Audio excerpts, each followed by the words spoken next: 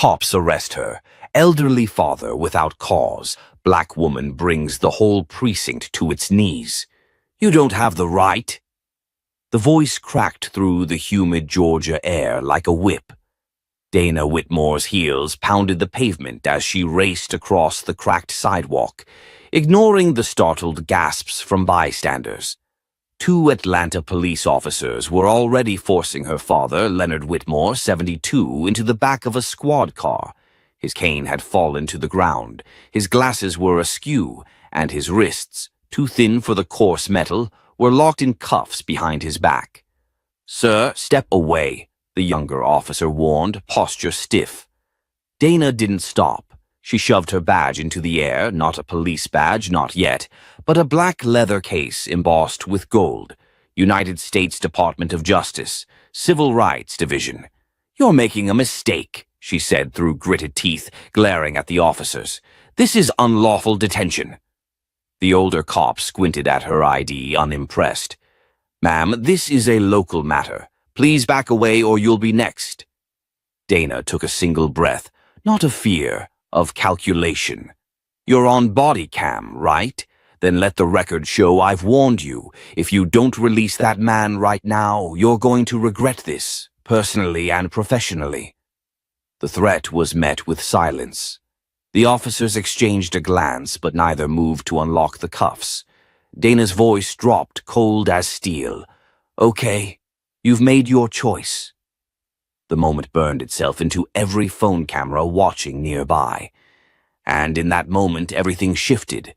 Not because of the drama unfolding on the curb, but because no one yet knew who Dana really was, or what she was about to unleash. 2 hours earlier, Dana was sipping a lukewarm coffee at a cramped cafe on Peachtree Street, poring over a redacted report involving Atlanta PD's use of force cases. Her phone buzzed. It was a neighbor from her father's street. "Something's wrong. Cops are outside Leonard's house. They're shouting. I think they just put him in cuffs." Dana was already moving before the call ended. Leonard Whitmore wasn't just her father. He was a retired public school principal, a lifelong community organizer, and one of the few black elders left in a rapidly gentrified neighborhood. He was known, respected, and utterly harmless. There was no world in which his arrest made sense. But as Dana drove through the city, sirens blaring around her, she already suspected what was happening. The case she had been building, the pressure she had been putting on certain precincts, it was getting too close, too personal, and someone just sent a message. Now, standing on the curb, watching the cruiser pull away with her father inside, Dana didn't cry. She didn't scream. She turned back to the watching crowd. "Who recorded that?" she asked. Hands shot up with phones still recording. A young woman stepped forward, trembling slightly. "I did. Got the whole thing, from the moment they shoved him." "Send it to this number," Dana said, writing digits on a napkin with a borrowed pen. "Then share it everywhere. Hashtag it, Justice for Leonard. And tag me. You want this to go public?" Dana's voice didn't waver. "No, I need it to." By the time Dana reached the precinct, the footage had already gone viral. Local reporters hovered outside. Protesters had begun gathering with hand-painted signs. "Free Leonard. Respect our elders. This is what injustice looks like." Inside, the front desk sergeant gave her a hard stare. "Can I help you?" "I'm here for my father, Leonard Whitmore. Unlawfully detained. I want to see the arrest report." "Ma'am, we're still processing." Dana stepped closer. "Then process this. My name is Dana Whitmore. I work with the DOJ's Civil Rights Division, and if I don't have a report in my hand in the next 5 minutes, you're going to have more than a protest on your hands. You'll have a federal investigation." The sergeant hesitated, face paling. "Let me make a call," he muttered. 30 minutes later, Leonard sat across from her in a stuffy holding room, rubbing his wrists. He tried to smile, but it cracked halfway. "They said I fit the description." "Of what? An old black man who forgot to mow his lawn?" Dana's fists clenched. They're scared. That report I'm compiling? The one that links over 27 excessive force cases to this precinct alone? They know I'm close. You think this was deliberate? I don't think, Dad. I know. And now they've made it personal. Leonard's eyes softened. You always did fight harder when someone hurt your family. Dana leaned in. This isn't just about us anymore. It never was. Outside the precinct, chants had begun. Say his name, Leonard Whitmore, rang through the evening air. Inside, phones rang without pause.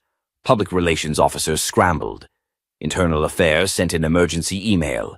And somewhere inside the building, the officers who had slapped cuffs on a kind, elderly black man were being quietly escorted into a conference room, faces pale, eyes darting. They had no idea what they had just triggered, because Dana Whitmore wasn't just a concerned daughter. She was a storm in heels, and the precinct that thought they could intimidate her into silence had just given her the spotlight. What they didn't know, she intended to bring the entire house down. The footage was everywhere. By the time the morning news ran the story, led by a fiery segment on WATL's Good Morning Atlanta, the clip of Leonard Whitmore's arrest had been shared over 3 million times. Cable anchors analyzed every frame. Twitter lit up with outrage. Civil rights groups issued official statements. Even a state senator retweeted the clip with one word: unacceptable. Inside her apartment, Dana watched it all unfold with eyes that didn't blink. She hadn't slept. Instead, she sat cross-legged on her living room floor, papers and printed files spread across the carpet like a war room. On the coffee table was a thick binder labeled APD Pattern of Abuse, Internal Draft. A red pen lay beside it, uncapped, bleeding slightly onto a folded subpoena. Her phone buzzed again. A name flashed across the screen. Agent Caleb Ross, DOJ Field Support. She answered. I saw the clip, Caleb said, voice low. Half the department's seen it. Word is, it's not just going viral. It's landing in offices where people usually pretend they've lost their internet connection. Good, Dana replied. But Dana, this makes you a target. I already was. There was a pause. I meant publicly. They're going to start digging. Your family, your records, hell, even your college essays. I don't care, she said. They picked this fight, and now I'm going to finish it. Caleb exhaled slowly. Then let's do it smart. I'm flying in tonight. You'll need backup. At the precinct, the tone had shifted overnight. The officers who arrested Leonard were suspended pending review, but not fired. A press release referred to it as a regrettable incident involving mistaken identity. The statement, sanitized and vague, didn't even mention Leonard's name. But Dana wasn't waiting for apologies. She filed an official motion through the DOJ for an emergency audit of precinct records, citing not only Leonard's arrest but 5 other complaints linked to the same patrol officers, all dismissed within hours of being submitted. What she didn't expect was the message she received that afternoon. An anonymous email. No subject. No signature. Just a link. She clicked it. The browser opened to a private file host. The video was grainy, clearly from a security camera, but unmistakable. It showed an officer entering the evidence room 20 minutes before Leonard's arrest. He wasn't supposed to be there. He didn't sign in. Dana squinted. She recognized him. Officer Bryant Cole. He wasn't on duty that day, at least not according to the log. She rewound the footage, frame by frame. At one point, Cole opened a drawer and removed something, then looked up, straight into the camera, as if daring someone to find him. Dana sat back, breath caught in her chest. This wasn't about a random arrest. It was a setup, and someone on the inside just left her a breadcrumb. Later that evening, Dana met Caleb at a quiet bar near Decatur. He was tall, weary-looking, with the sort of gaze that scanned every entrance without appearing paranoid. They sat in a booth away from the main floor, phones in airplane mode. I ran facial recognition on that video, Caleb said, tapping his laptop. That's definitely Officer Cole. He was placed on administrative leave 6 months ago for excessive force. Case disappeared. Let me guess, Dana said. No charges filed. Worse, he was reinstated under supervision. A classic ghost rehire. They bring him back off record to do dirty work. So they used him to plant something? Dana muttered, piecing it together, then used that to justify arresting my dad. Caleb nodded.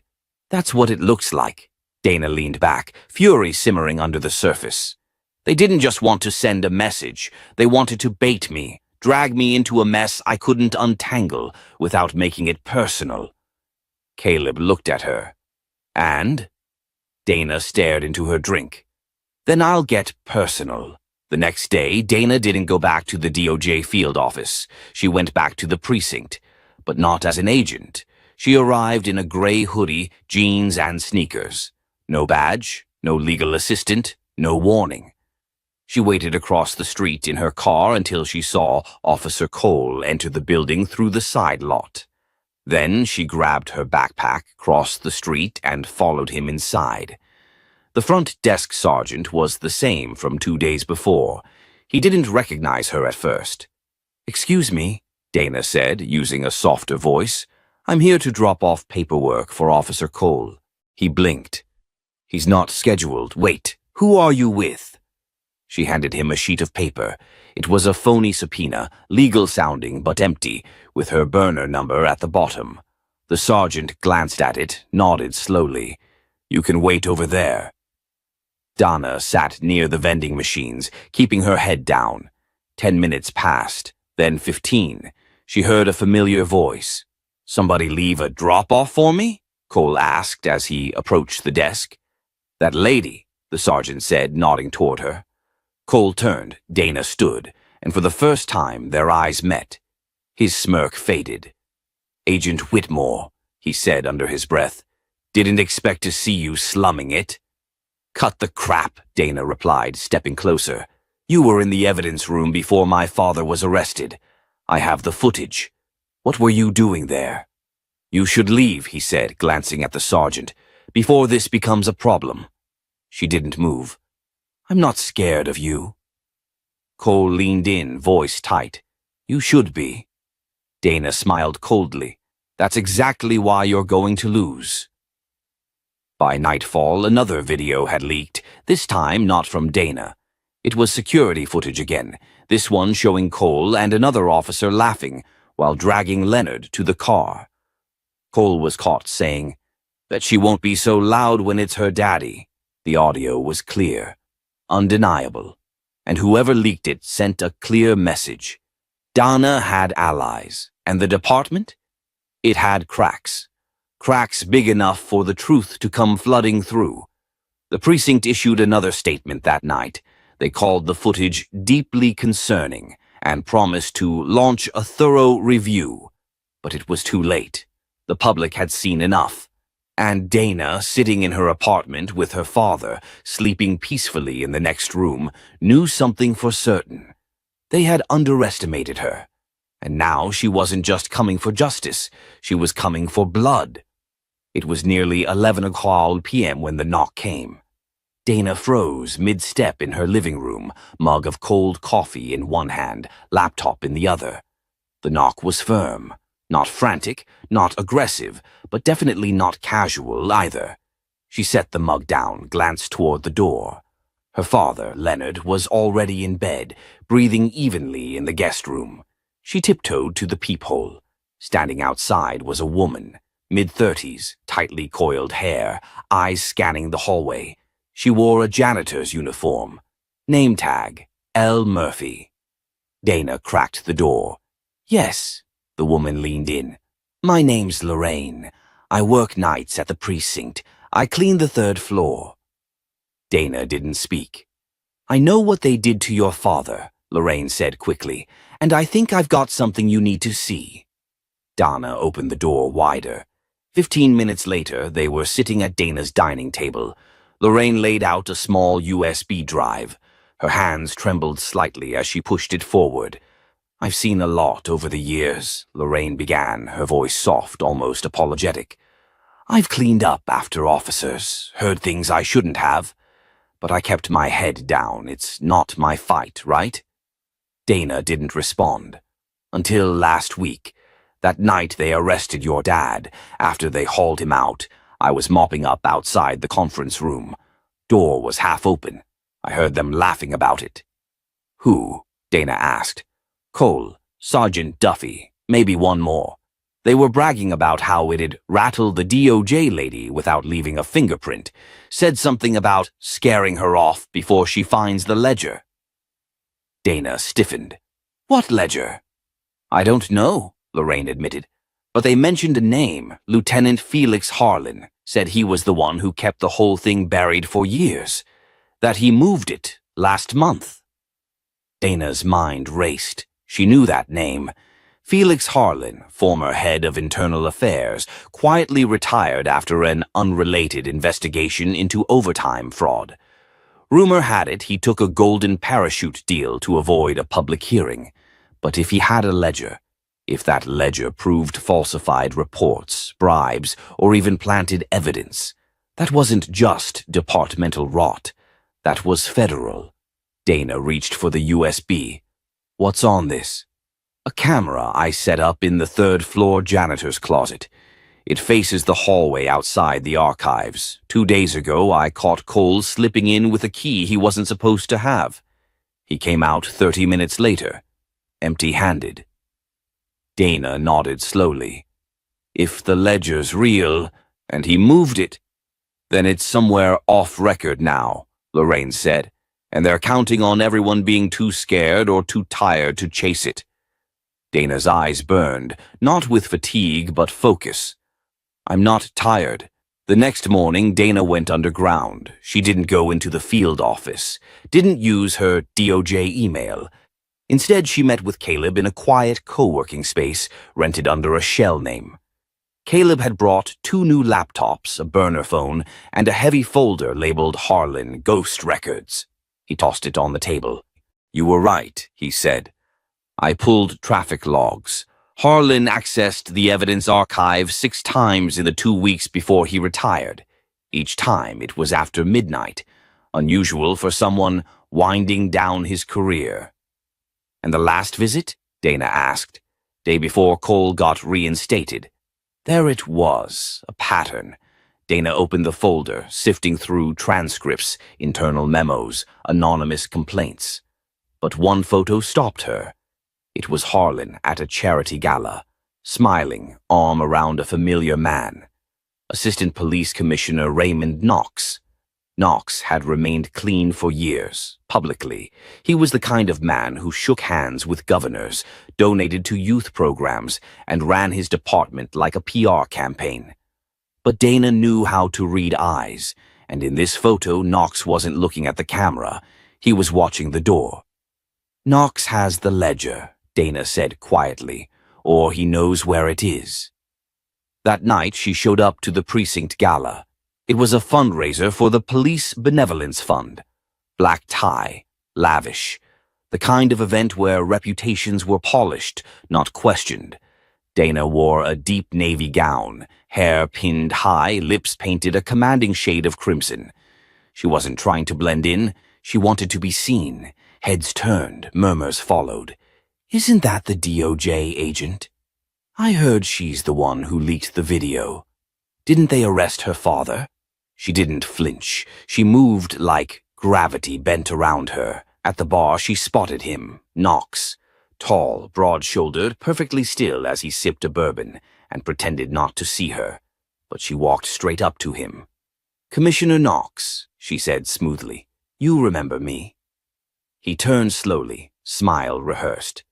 "Agent Whitmore, what an unexpected surprise." "I doubt that," he chuckled. "Let's keep this civil, shall we? It's a charity event." Dana leaned in, voice low and deliberate. "There's a ledger, Knox. Harlan moved it. Cole tried to clean it up, but I'm still here, and I'm not just after justice for my father anymore." I'm after every name in that book." The commissioner's smile faltered. "You're bluffing," he said. "If you had it, you wouldn't be here making threats." "You're right," Dana said, stepping back. "I'm not here to threaten you." She looked around. "I'm here to make sure everyone sees what you look like when you realize the walls are closing in." And with that, she handed him an envelope.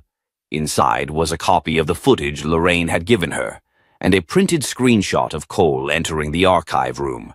She turned and walked away, leaving him standing there, frozen, bourbon in hand.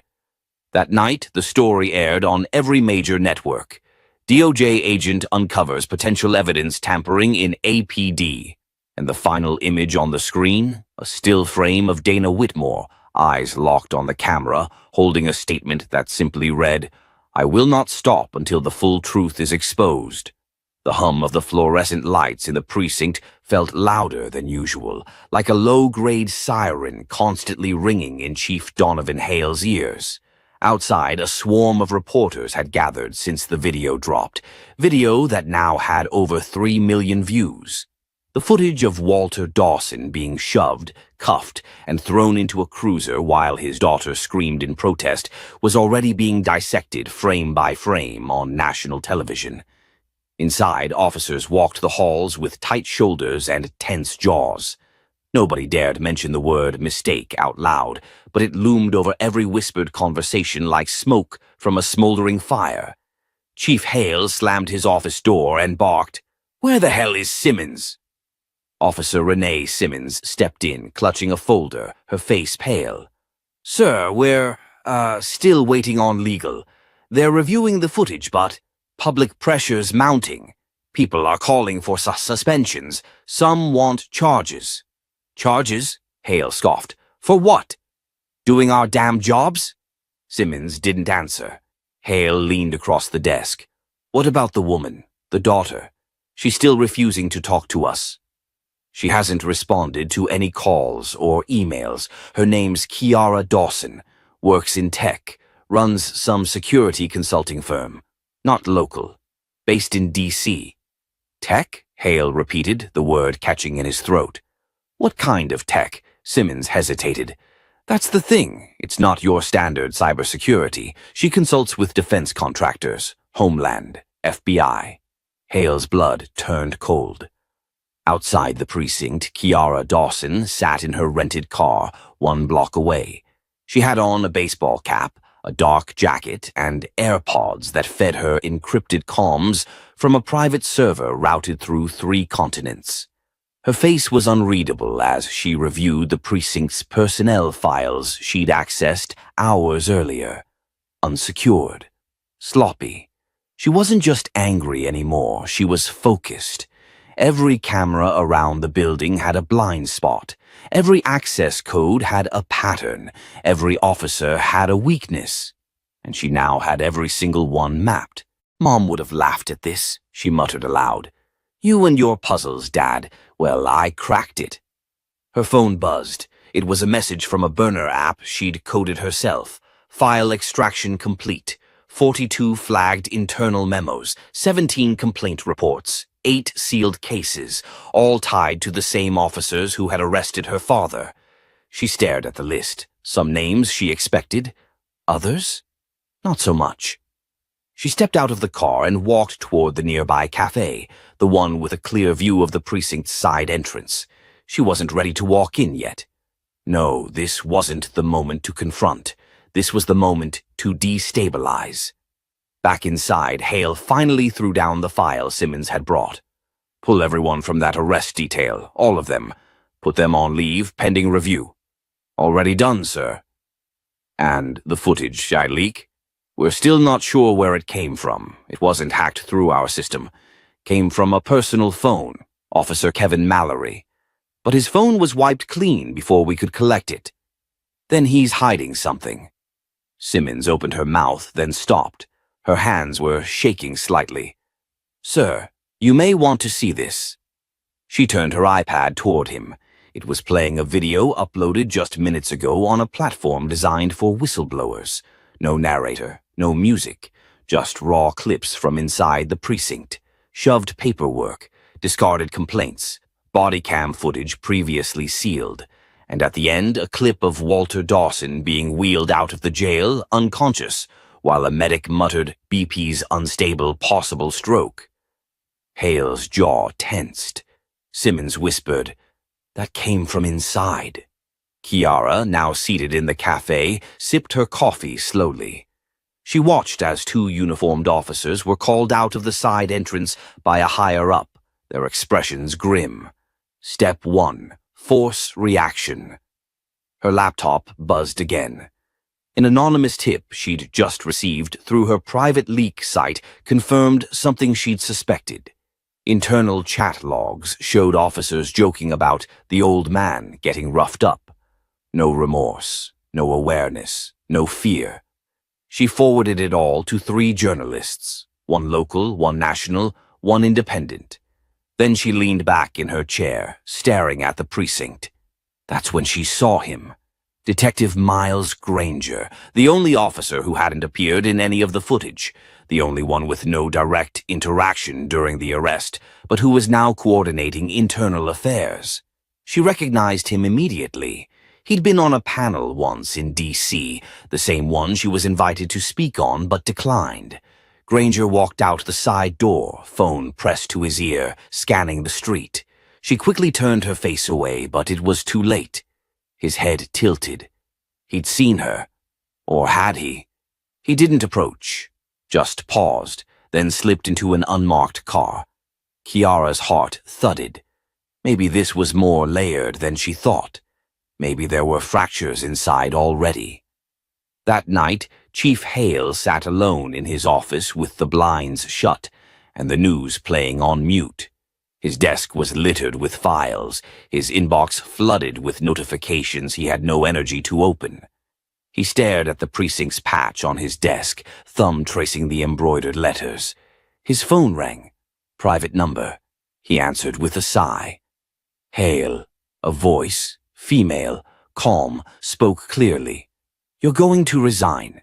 He froze. "Excuse me? You're going to step down before this goes any further." "Who is this?" "You already know who I am." Silence. "I'm giving you a choice," the voice continued. "Step down quietly, or the next leak includes the IA cover-up on the Barnes case. You remember Barnes, don't you? The teenager found dead after a traffic stop." More silence. "You buried the footage. You approved the language. You signed the memo." Click. Hale stared at the phone like it might explode. In her hotel room, Kiara Dawson sat in silence, her laptop open beside her, her father's hospital chart on one screen, precinct logs on another, and a half-finished letter of intent to sue the city on the third. Her father still hadn't woken up. But the city was starting to stir, and she was just getting started. The light from the hospital window poured across Walter Dawson's wrinkled hands, resting limply on the thin white blanket. Machines beeped steadily beside him, monitoring every breath, every heartbeat. It had been 3 days since the arrest, 3 days since the stroke, 3 days since his daughter declared quiet war. Kiara sat at his bedside, still dressed in black, her laptop open on her lap. Her eyes were tired but unwavering, scanning reports, statements, internal documents. With every click, she pulled another thread from the fabric of the precinct's lies. The door opened softly behind her. "Miss Dawson," a soft voice said. Kiara turned. It was Dr. Alvin Royce, the attending physician. Mid-50s, black, gentle but firm. "He's stable," he said, "but recovery will be slow. He may regain full function, but the stress that triggered this, that wasn't just physical." "I know," Kiara whispered. Dr. Royce hesitated. "They say justice is healing. Let's hope it comes in time." He left the room quietly, and Kiara looked back at her father. "Justice," she said aloud. "They're not ready for what that means." Her phone buzzed, a message from her contact in City Hall. "Councilman Diego wants to meet. Confidential. Urgent." She slid her laptop into her bag and kissed her father's forehead. "Be right back, Daddy." 30 minutes later, she sat across from Councilman Diego Morales in a quiet back room of a Vietnamese cafe on the city's west side. He was young for his office, fiery, and tired of pretending the system was clean. "I've reviewed everything you sent," he said, keeping his voice low. "The videos, the sealed complaints, the IA leaks. This goes beyond Hale." Kiara nodded. "I know.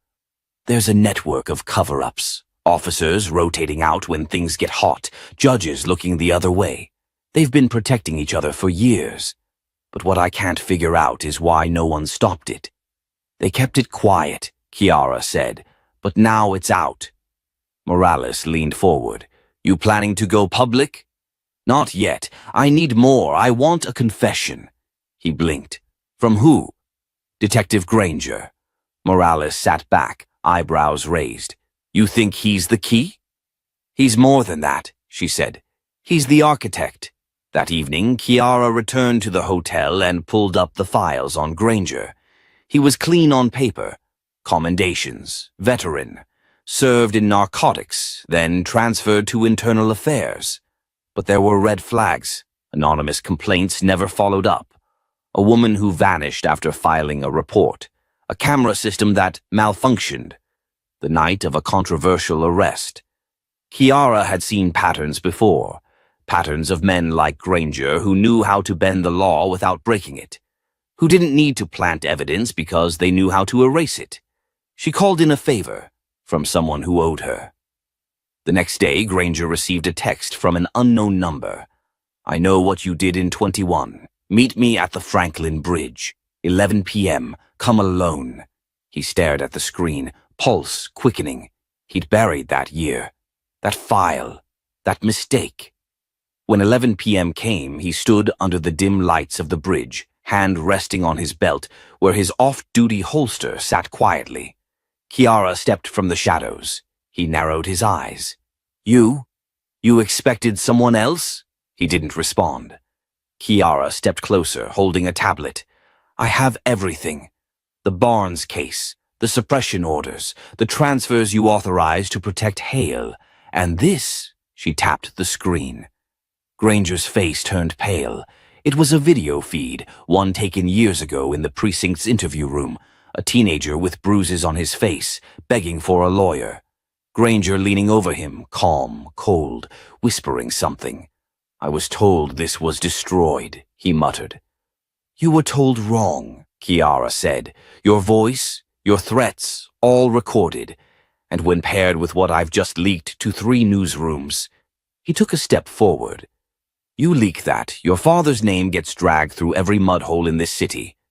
She didn't flinch. "Try me." Silence.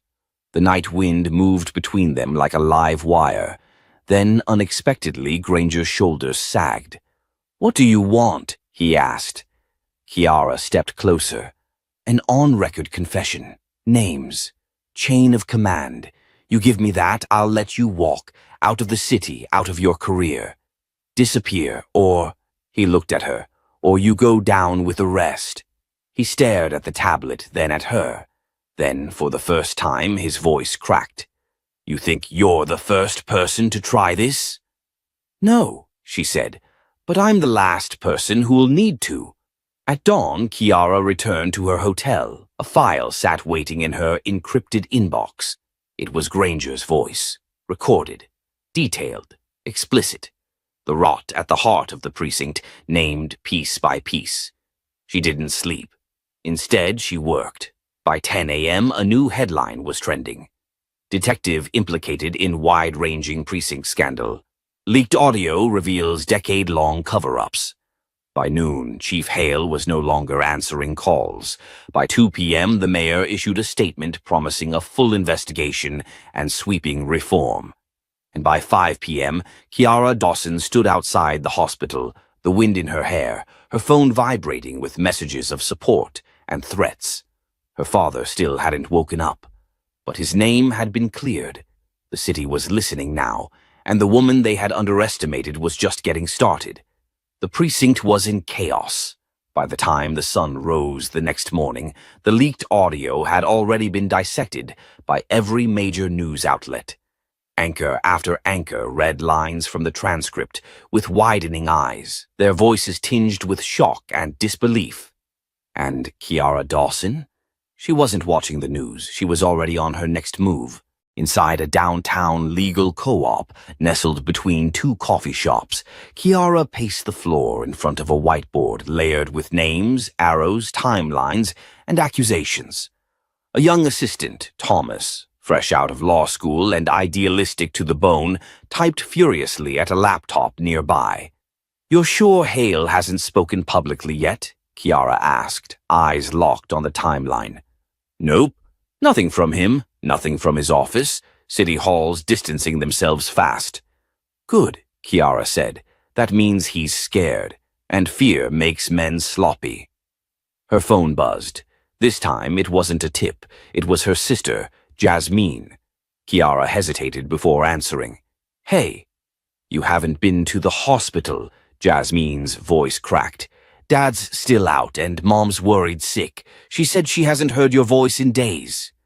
Kiara closed her eyes for a second, guilt stabbing her chest. "I know, I'm sorry. I can't stop now. You know that. He wouldn't want you to destroy yourself for this. He almost died because of this." Silence. "Come see him today," Jasmine said quietly. "Please, I think he's waiting for you." Kiara nodded, her voice barely above a whisper. "I'll come." She hung up and stared at the board, and then she circled a name she hadn't touched yet. Captain Vera Lynch, a 30-year veteran of the force, respected, decorated, always 2 steps away from retirement and always conveniently uninvolved. But Kiara had found a thread. A transfer document she signed last year that rerouted a complaint against Officer Hale directly into an untraceable archive.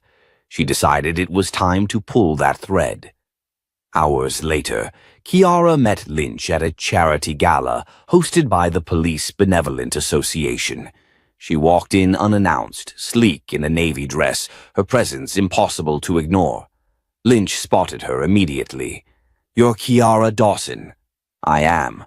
"You've got nerve coming here." "I've got evidence too," Kiara replied. "Mind talking?" The two stepped into a seat room, a private reception lounge now buzzing with tension. "I got you on record diverting complaints," Kiara said without preamble. "You shuffled internal investigations into cold storage. You protected men like Hale, like Granger." "I did my job," Lynch replied, voice steady. "No," Kiara said, voice rising. "You buried the truth." Lynch leaned in, her eyes sharp. "You think this department's rotten. It's not. It's just full of people trying to survive a system that was never built right. You want to burn it all down? Fine, but don't pretend you're saving it." "You're wrong," Kiara shot back. "I'm not burning it down. I'm rebuilding it." Lynch's lips tightened. Then, to Kiara's surprise, she stepped back and reached into her clutch. A flash drive. She held it out. "What's this?" Kiara asked, wary. "Backup files. Old IA reports. The ones I couldn't bury, even if I wanted to. I kept them in case I ever needed to protect myself." "Why give them to me?" Lynch hesitated. "Because you're not wrong, and I'm tired." Kiara blinked. This wasn't a trap. This was a turn. "You better use them right," Lynch added, voice low. "I will." The next 48 hours moved like wildfire. The files revealed not just corruption, but a cover-up of systemic abuse reaching back nearly 15 years. Kiara worked around the clock, enlisting legal aid, journalists, and civil rights watchdogs. At the same time, protests erupted across the city. People held up photos of Walter Dawson in his hospital bed, and signs that read, "I am Walter," filled courthouse steps. But not everyone was celebrating. Inside Precinct 42, panic brewed. Officers argued in back rooms, demanding explanations. Some resigned, some called in sick. Others lashed out, furious that one woman had undone decades of protected silence. Chief Hale, now backed into a corner, issued a public statement. "This department has always upheld integrity.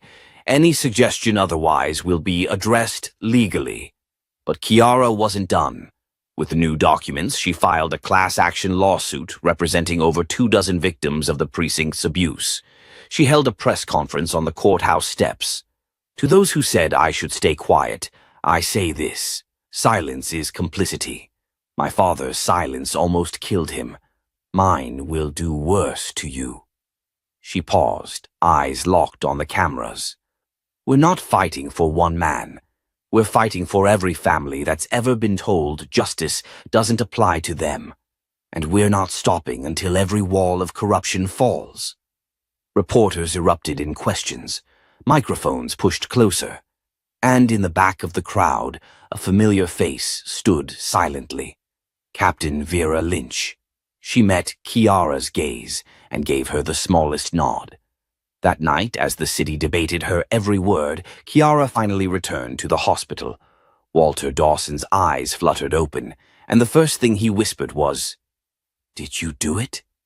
Kiara leaned in, voice shaking. "Not yet, but I will." The courtroom was packed to capacity. Cameras lined the walls, reporters perched at the edges of their seats, and every eye in the room seemed to lock onto one person, Kiara Dawson. She sat in the plaintiff's seat, composed and steady, her face unreadable, but her eyes sharp. This wasn't just a trial, it was a reckoning. Across the aisle sat Chief Matthew Hale, flanked by his legal team. His once proud posture now sagged under the weight of public scrutiny. The smug confidence he once wore like a badge was gone. In its place, a man unraveling.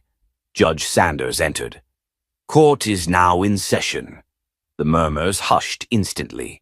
Kiara leaned over to her attorney, a woman named Cassandra Moreno, and whispered, "Make every word count." Moreno nodded, rose, and addressed the court. "What we are about to uncover is not a single incident, not a lone mistake," she said. "It is a pattern of misconduct, intimidation, and systemic failure that nearly cost an innocent man, Walter Dawson, his life. And that pattern was not accidental. It was protected." She clicked a remote. The projector lit up with the precinct's complaint records, dozens of names, dates, and signatures. Suppressed, delayed, discarded, over and over. The defense attorney stood next, trying to turn the tide. "Your Honor, we contend that Mr. Dawson's arrest was lawful under the suspicion of obstructing an investigation." Kiara's jaw clenched. Moreno responded. "Mr. Dawson was sitting on a park bench, feeding pigeons." Gasps broke out in the gallery. Then came the witnesses. One by one, former officers stepped forward, some shaking, some angry, but all ready to speak truth. A young patrol officer recalled how she was warned not to challenge Hale's authority, or she'd be blackballed. A former sergeant admitted he'd seen files disappear from the system overnight. And then, just before lunch recess, Kiara took the stand. The courtroom went dead silent. She looked directly at the jury. "My father is a retired postman. He never broke a law in his life. The day he was arrested, he asked one question: 'Why are you harassing that young boy?' That was enough for two officers to slam him into a cruiser, bruising his ribs and nearly stopping his heart." She paused, her voice steady despite the trembling in her hands. "When I tried to get answers, I was blocked at every turn. I was treated like a nuisance, a liar, even a threat. And when I told them I had a law degree, they laughed. When I told them I would sue, they sneered, because in their minds, women like me, black women, don't win." The room held its breath. "But today I am not asking you to feel sorry. I am asking you to believe that power without accountability is dangerous, that no one should be above the law, especially those sworn to uphold it." When she stepped down, even the judge's eyes lingered on her a beat too long. Outside, a crowd had gathered. Activists, pastors, mothers, sons. Some held signs with Walter's photo. Others wore shirts that read, "Justice for Dawson." As Kiara exited the courtroom, her phone buzzed. A text from Thomas, her assistant. "Got something. Huge. Check your email." She ducked into an empty conference room, pulled up the file. A video. The footage was raw, grainy, taken by a former precinct tech who'd reached out anonymously. It showed Hale, Lynch, and several senior officers at a closed-door meeting months ago. They were laughing, drinking, celebrating the shutdown of a civilian oversight proposal. And then Hale's voice. "We control the narrative. Always have." That was it. The smoking gun. She forwarded it to Moreno, then to every major journalist in her contact list. Less than 5 minutes later, it was trending on social media. Control the narrative began circulating with fury. By evening, the mayor's office had issued a statement. Hale was being placed on immediate administrative leave. An internal investigation was being launched. But Kiara wasn't done. She drove to the hospital to see her father. This time he was awake, alert. His voice was hoarse. "You really doing all this for me, baby?" Kiara smiled, tears prickling her eyes. "I'm doing it for us." Walter's hand trembled as it reached for hers. "Your mama would be proud." "I hope so." He looked away for a moment, then back at her. "You going to be safe?" Kiara squeezed his hand. They should be asking themselves that. Back at home, Kiara sat at her kitchen table, alone, watching the world unravel on her phone screen. She wasn't smiling. She wasn't celebrating. Not yet. The precinct was reeling. But the war wasn't over. Tomorrow she would bring the rest of it crashing down. The morning of the verdict, Kiara stood in front of the mirror, adjusting her blazer with hands that no longer shook. She wasn't just preparing for court. She was preparing for the end of a war she never wanted, but refused to lose. Outside the courthouse, protesters lined the streets. News crews buzzed like flies. Reporters shouted questions. Kiara ignored them. Her eyes were locked on the entrance, her father's face playing in her mind. Inside, the tension was electric. Hale sat hunched over, eyes bloodshot, flanked by lawyers who no longer believed they could save him. Across from him, Kiara sat like a storm just before it breaks. Calm, inevitable. The judge cleared his throat. After reviewing the testimony's evidence, including the newly surfaced video, and considering the systemic implications of this case, this court finds the Metropolitan Police Precinct liable for unlawful arrest, use of excessive force, obstruction of justice, and willful suppression of accountability. A collective gasp rose in the courtroom. Chief Matthew Hale is hereby stripped of his title, pending federal investigation. Officer Stephen Lynch is ordered to appear before an internal affairs tribunal for possible criminal prosecution. The judge turned toward Kiara. "Ms. Dawson, the court acknowledges your perseverance, and your pursuit of justice has set in motion a formal review of all use-of-force incidents over the past 10 years. Your actions have restored faith where it was broken." The gavel fell. Kiara didn't cheer. She didn't cry. She breathed. A long, quiet breath she'd been holding since the day her father was taken away in handcuffs.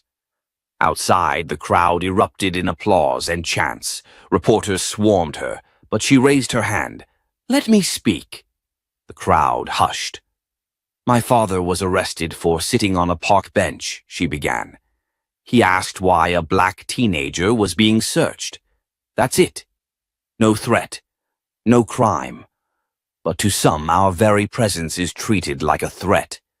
She scanned the crowd, her voice tightening. "What happened to my father is not an isolated case. It's a pattern, a disease in the system. But we're not powerless. Today, we proved that. A woman in the front row wept. A young man held up a sign that read, "We are Walter Dawson." Kiara continued. "I didn't win today because of my title. I won because I didn't give up, because truth doesn't die in silence. It demands to be heard." She paused, then smiled, just a little. "And I promise you this, We're just getting started. Back at the hospital, Walter was sitting up in bed, watching the live broadcast with misty eyes.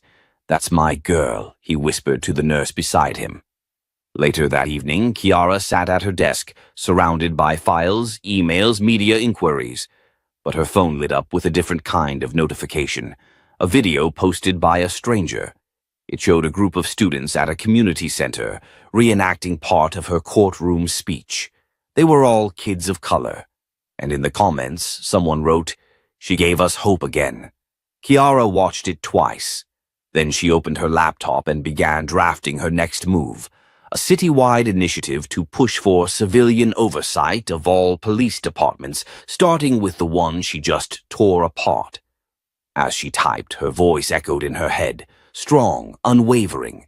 "This isn't over. This is a beginning. If this story moved you, if it made you feel something, anger, hope, purpose, then don't just scroll. Share it. Talk about it. Change starts with awareness, but it only lives through action. Subscribe to the channel for more real, raw, and powerful stories like this one. Your voice matters. Your view counts. Let's keep building a world where justice isn't a privilege. It's a right.